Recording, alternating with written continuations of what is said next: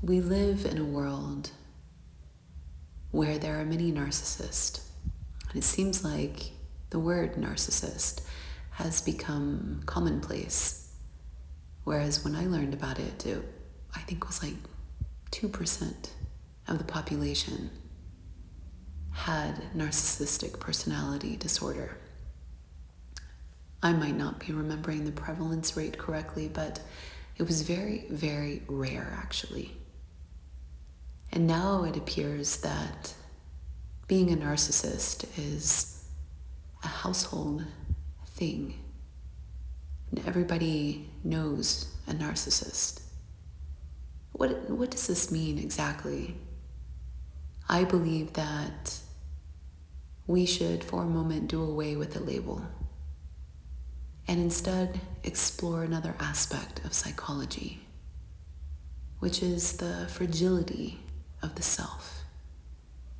I observe this more common than 2% of the people that I encounter or work with. And that is, to me, indicative of a maturity, an immaturity issue rather than personality disorder per se, although it can definitely coincide with personality disorders. What I observe is that people who have a weak self-concept, meaning how they think of themselves, very often need to have their sense of self reflected by the external world. Let me say it differently. People who have a weak sense of self need to surround themselves with people that make them feel better about themselves.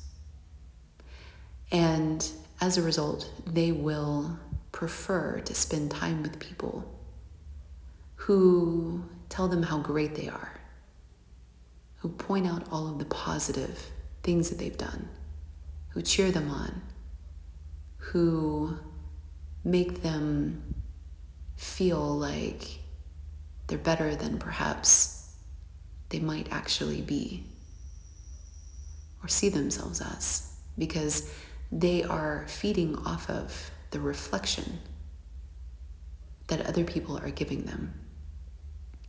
And to some degree, this is normal social behavior. We like to mirror each other. There are, in fact, mirror neurons in the brain which help us to do exactly this and more. It's not specific to this characteristic, but our mirroring of social behavior and reflecting back to a person something similar that they're familiar with is integral to how we socialize.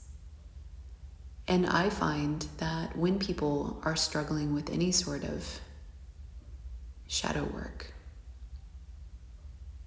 they often struggle with this self-concept right here. And this presents a lot of challenges, especially working as a coach, in that it's really, really tricky to point out to somebody a constructive criticism, which they will interpret as a perceived flaw, which will cause a series of chain reactions inside of them.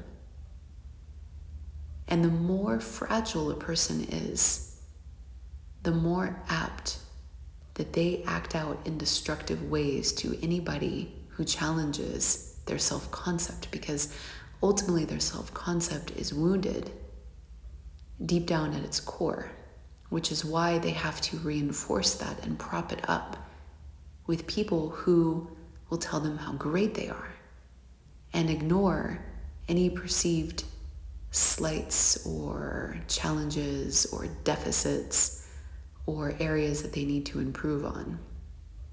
What's fascinating is that these can actually be the most hypercritical people, because they deep down inside can often suffer with perfectionism and crippling anxiety of wanting to get it right, because they also feel intuitively and subconsciously that there's something wrong with them. As a result, what happens is that they can be quite controlling. They can be quite, sometimes even vindictive and defensive and unreasonable and militant and tyrannical because of this fragility of the self. Because they always have something to prove.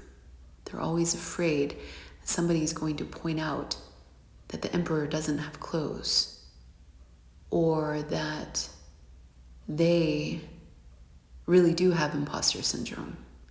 So as a result, as managers and leaders, or parents or spouses, they can be sometimes very, very, very challenging. But to the outside world,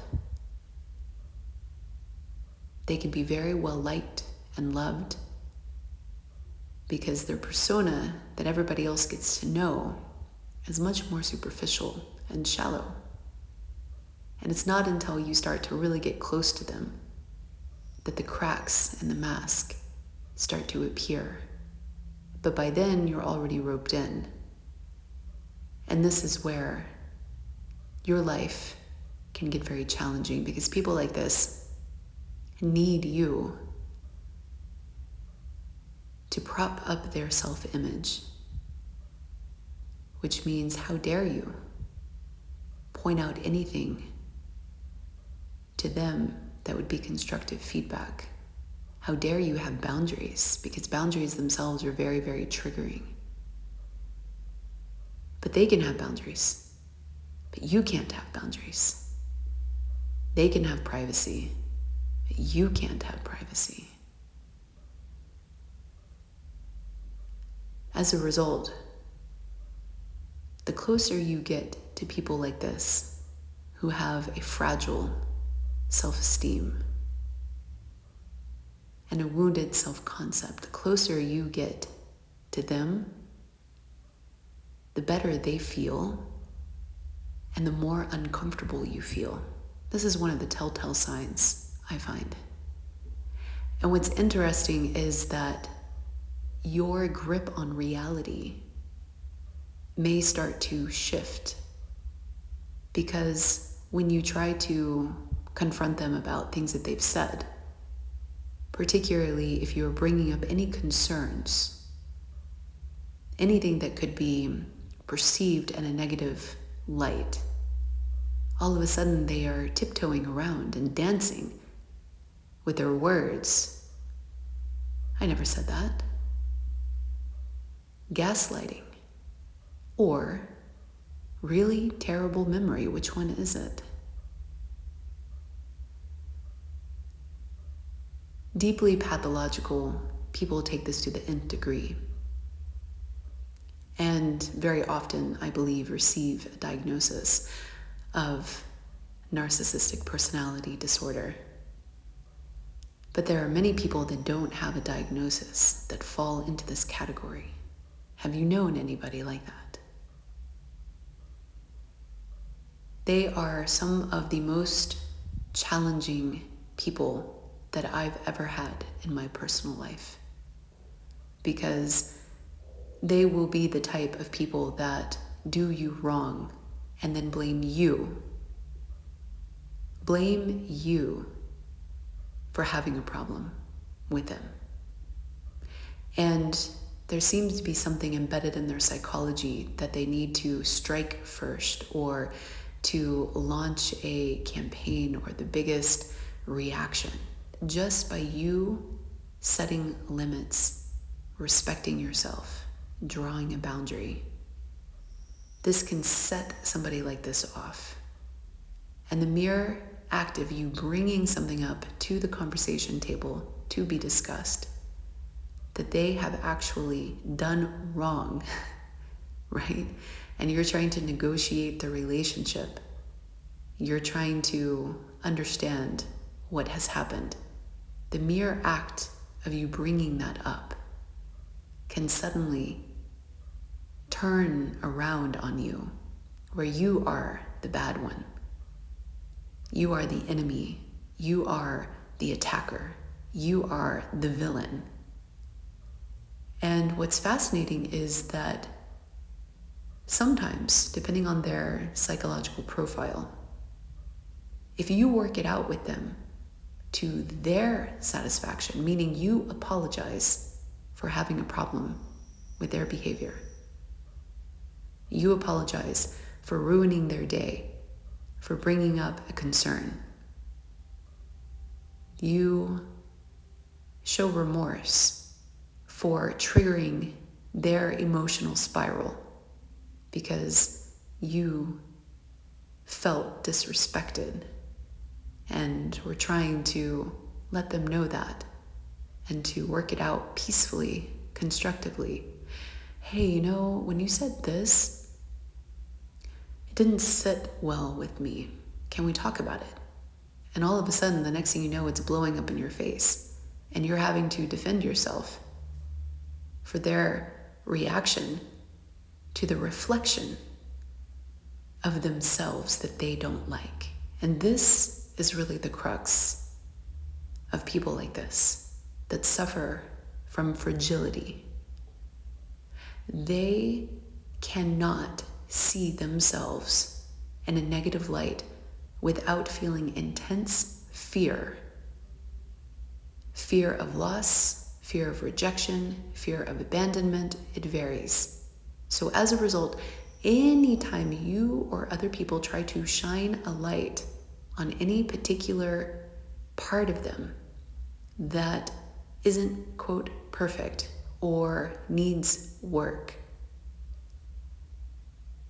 you become the enemy unless you solve it in the way that they are happy with, which means you apologize for even seeing it, for even talking about it, for even bringing it up, and you never bring it up again. And if you do that, then you will be welcomed back with a warm embrace. Sometimes, again, depending on their subtype and the profile, sometimes they will actually start excluding you from your own family, from your own social circle, until you behave, till you fall back into line. If they are supporting you in your work or financially or sending you to school, all of a sudden it's too expensive. Implicitly holding this over you until you behave and you reflect back the image that they actually want to see, which is no criticism, no problems, and no accountability for how they behave. Narcissism is this word that we throw around that I find remarkably unhelpful, because the people that I just described very often are not diagnosed. And yet they run rampant because their psychological development is stunted. It is actually at a position of maturity that is below the average, usually due to significant challenges in upbringing, and all of this can be overcome. All of it can be healed. But unless you can actually have a productive conversation with somebody like this, it is a trap. It is actually a trap. Because the more tight they are and insistent that they only receive positive feedback as a reflection of themselves in the world, the more they need that, the worse they behave. Sometimes, the worse they behave and get away with it. Now imagine somebody like that in a leadership position who can't be challenged, who surrounds themselves with sycophants, people who always tell them, "That's a great idea. Good job. Yes, that's perfect. We'll do it right away." And imagine somebody like that going unchecked for their entire lives, not growing. The reason that we value a growth mindset is because we learn from our mistakes. But if you never have mistakes, if it's always somebody else's mistake and they get fired, somebody else is held responsible and they get scapegoated, how do you think that impacts a nation, a business, a child's upbringing? In profoundly disturbed ways, I would say. And it comes down to this fragility of the self and the self-concept, where the people who are dependent upon them and the people who are closest to them actually are hostages. And implicitly and subconsciously, I believe the person knows that. And I believe that there is some level of awareness that they realize are being unreasonable.